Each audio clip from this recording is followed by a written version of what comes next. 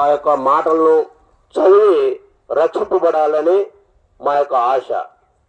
కాబట్టి ప్రియ సహోదరి సహోదరులరా, ఈ విధంగా సెలవుచున్నారు. దేవుడు లోకమును ఎంతో ప్రేమించను కాగా ఆయన తన అద్వితీయ కుమారునిగా పుట్టిన వాని యందు విశ్వాసముంచు ప్రతి వాడును నశింపక నిత్య జీవం పొందినట్లు ఆయనను అనుగ్రహించను. కాబట్టి ప్రియ సహోదరి సహోదరులరా, దేవాది దేవుడు సర్వ సృష్టికర్త, సర్వలోకాలను కలగజేసినటువంటి వాడు నిన్ను నన్ను మరి ప్రేమించినటువంటి దేవుడు ఎంతగా ప్రేమిస్తున్నాడంటే, దేవుడు లోకమును ఎంతో ప్రేమించను.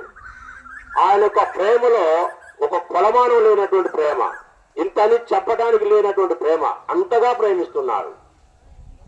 అంతగా ప్రేమించి ఆయన అద్వితీయ కుమారుడైనటువంటి యేసుక్రీస్తు వారిని ఈ లోకానికి పంపించిన వాడిగా ఉంటూ ఉన్నాడు. ఎందుకు పంపించినాడంటే, మనం నశించిపోతున్నాం, పాపము చేత నశించిపోతున్నాం, ప్రయాసతో నశించిపోతున్నాం. అయితే ఇటు పాపము నుంచి మనకి విముక్తి కలగజేయాలని దేవాతి దేవుడు జగత్తు పునాది వేయబడక మునిపే నిన్ను నన్ను క్రీస్తులో ఏర్పాటు చేసుకున్న వాడిగా ఉంటూ ఉన్నాడు. ఆ రకంగా నశించిపోయేటువంటి నిన్ను నన్ను రక్షించడానికే, మనల్ని వెతికి రక్షించడానికే యేసుక్రీస్తు ప్రభువారు ఈ లోకానికి వచ్చిన వాడిగా ఉంటున్నాడు. ఆయన యందు విశ్వాసం ఉంచినట్లయితే తప్పక రక్షింపబడతాం. విశ్వాసం ఉంచడం అంటే మరేంటి అంటే, ఈ యొక్క రక్షణ ఉచితంగా ఇవ్వబడినటువంటి రక్షణ, కేవలం ఉచితంగా అనుగ్రహింపబడింది. దేవుని యొక్క ప్రేమ చేత మనకు ఉచితంగా అనుగ్రహింపబడినటువంటి రక్షణ. మరి ఎలా ఈ యొక్క రక్షణలోకి మనం రావడం అంటే, ఏం లేదండి, మీరేమి ధనధాన్యాలు ఇవ్వాల్సిన అవసరం లేదు, మీ యొక్క ఆస్తిలో మరి ఖర్చు చేయాల్సినటువంటి పని లేదు.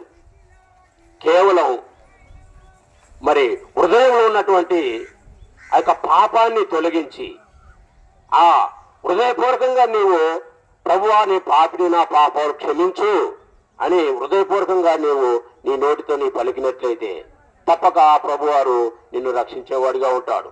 నీవెంత ఘోర పాపమైనప్పటికీ, నువ్వెంత ఘోరమైనటువంటి పాపము చేస్తున్నప్పటికీ, అబద్ధమా, దొంగతనమా, మోసమా, ఇంకా ఎలాంటి పాపం చేసినప్పటికీ సర్వ పాపములకి విముక్తి కలగజేసేవాడే ప్రభు అయినటువంటి యేసు ప్రభువారు.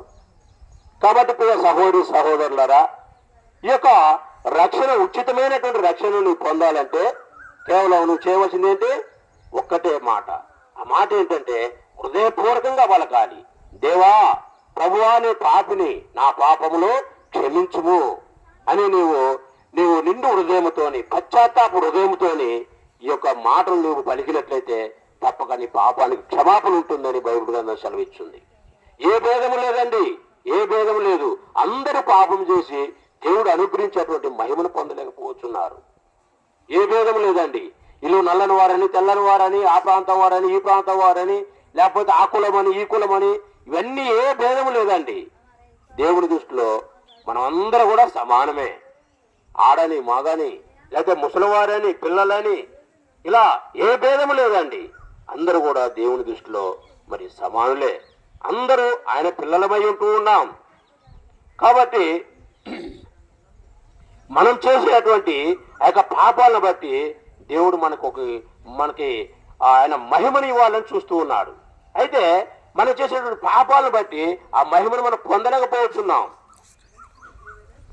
ఆ మహిమను పొందాలంటే, దేవుడిచ్చేటువంటి మహిమకు మనం అర్హులం కావాలంటే, మన హృదయంలో ఉన్నటువంటి పాపాన్ని తీసివేయాలి. అది నీ వల్ల కాదు, అది నా వల్ల కాదు, కేవలం అది దేవుని వల్లనే అవుతుంది. ఆ యొక్క పాపాన్ని అంతటి తీసివేయాలంటే ప్రభు అయినటువంటి యేసుక్రీస్తు వారి ఒక్కరి వల్ల మాత్రమే అవుతుందన్నమాట. ఆయన మాత్రమే తీసివేయగలడు. ఎందుకంటే ఆయన పరిశుద్ధుడు. కాబట్టి పరిశుద్ధమైనటువంటి ఆ యొక్క రక్తం ద్వారా కలవరి శిలువలో తన ప్రాణాన్ని పెట్టినవాడుగా ఉన్నాడు. చేతుల్లో మేకులు, కాళ్ళలో మేకులు, తలపై ముళ్ళ కిరీటం, పక్కలో బల్లెంతో మరి పొడవబడుతూ వచ్చినాడు. తన రక్తమంతా చివరి ఆఖరి రక్తపు బొట్టు వరకు కాచిన వాడిగా ఉంటున్నాడు. కారణం ఏంటంటే నేను చేసినటువంటి పాపాన్ని బట్టి, మన చేతులతో చేసినటువంటి పాపాన్ని బట్టి, మన ఆలోచనలతో పాపాలను చేసిన దాన్ని బట్టి మరి ఆయనకి తలలో ముళ్ళ కిరీటం, మనం కాళ్ళతో చేసినటువంటి పాపాన్ని బట్టి ఆయన కాళ్ళలో మేకులు, మన హృదయంలో మనం పాపాన్ని మరి గూడు కట్టుకునే వారుగా ఉంటాం. అందుకని ఆయన యొక్క మరి ఆ యొక్క పక్కలో బల్లె పోటు పొడవు పడుతూ వచ్చింది. ఆ విధంగా పాపానికి ప్రాయశ్చిత్తం కలగజేయటానికి ప్రభువారు కల్వరి శిలువలో తన ప్రాణాన్ని పెట్టినవాడుగా ఉంటున్నాడు. ఆ యొక్క పరిశుద్ధుని యొక్క రక్తం ద్వారాగానే ఈ యొక్క పాపానికి క్షమాపణ. నీతిమంతులు లేడండి, నీతిమంతులు లేడు, ఒక్కడూ లేడు, గ్రహించేవాడు కూడా ఎవడూ లేడు, దేవుని వెతుకువాడునూ లేడు. అందరూ కూడా త్రోవ తప్పి ఏకముగా పనికి మాలిన వారుగా ఉంటూ ఉన్నారు. కాబట్టి ప్రియ సహోదరి సహోదరులారా,